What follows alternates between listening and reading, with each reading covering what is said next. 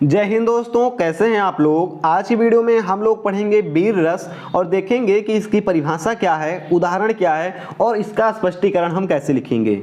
और ये जो रस है बहुत ही इंपॉर्टेंट है आपके एग्जाम की दृष्टि से और कई बार ये पेपर में पूछा भी जा चुका है। तो आप इसको ध्यान से देखिएगा और इस पूरी परिभाषा और उदाहरण को याद करने का प्रयास कीजिएगा। सबसे पहले हम देखते हैं परिभाषा क्या है। वीर रस का अस्थाई भाव उत्साह है। जब किसी पंक्ति को पढ़ने, सुनने या नाटक आदि को देखने से किसी कार्य को करने का उत्साह जागृत हो जाता है तो वहाँ पर वीर रस होता है। ठीक है, क्या बोला जा रहा है कि इसका स्थायी भाव यानी वीर रस का स्थायी भाव उत्साह है। जब किसी पंक्ति को पढ़ने पर या सुनने पर या नाटक आदि को देखने पर किसी कार्य को करने का उत्साह जागृत हो जाता है तो वहां पर वीर रस होता है। उत्साह यानी कि इच्छा, प्रबल इच्छा को हम उत्साह बोलते हैं। जब आपको किसी कार्य को करने की प्रबल इच्छा होने लगती है उसको हम बोलते हैं वीर रस। एग्जाम्पल के लिए सबसे पहले चीज आते हैं डिजिटल एग्जाम्पल में, तो मैरी कॉम एक फिल्म है, MC मैरी कॉम। अगर आप उसको देखेंगे तो आपको लगेगा कि मुझे मुक्केबाजी करनी चाहिए। मिल्खा सिंह फिल्म देखेंगे तो ऐसा लगेगा कि मुझको रेस करनी चाहिए, एथलीट बनना चाहिए, उससे अलावा कुछ है ही नहीं। सुल्तान देखेंगे तो ऐसा लगेगा कि आपको कबड्डी लड़नी चाहिए, कुश्ती लड़नी चाहिए। और ऐसी कई सारे फिल्म हैं। MS धोनी देखेंगे तो लगेगा कि बस क्रिकेट ही खेलना चाहिए। और ये चक दे इंडिया करके एक फिल्म है, अगर आप इसको देखेंगे तो ऐसा लगेगा कि सब हॉकी में ही रखा है, हॉकी के अलावा कुछ है नहीं।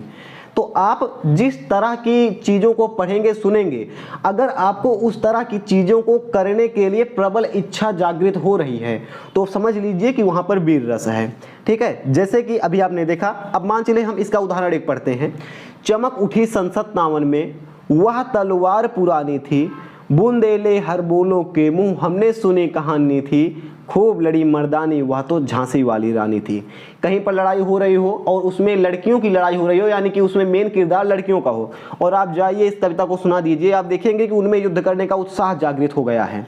वीर रस कई प्रकार के हो सकते हैं। जैसे मैंने पहले लिखना चाहा कि जब युद्ध का वर्णन किया जाए, लेकिन युद्ध करना ही वीर रस का प्रमाण नहीं है। वीर रस कई प्रकार के हो सकते हैं। जैसे मैंने आपको बताया कि क्रिकेट भी हो सकता है, कबड्डी हो सकती है, युद्ध भी हो सकता है, ये भी हो सकता है। आपका पढ़ाई करना भी हो सकता है, किसी पद के लिए ज़्यादा पढ़ाई करना, रात रात भर जाकर पढ़ाई करना, ये सारी चीज़ें वीर रस के अंतर्गत आती हैं। अगर आप कोई वीडियो देखकर आप 12 घंटे पढ़ाई कर रहे हो तो उस वीडियो में भी वीर रस है, तभी आपको उत्साह मिल रहा है।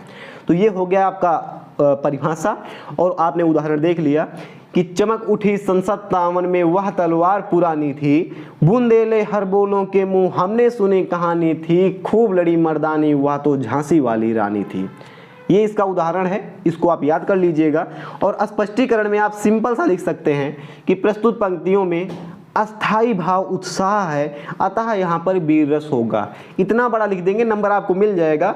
अगर आपको पता लग रहा है कि अनुभाव, विभाव, संचारी भाव, ये सारी चीज़ें इसमें कौन कौन से शब्द हैं तो उसको लिखेंगे, तब तो सोने पर सुहागा है, बहुत अच्छी बात है।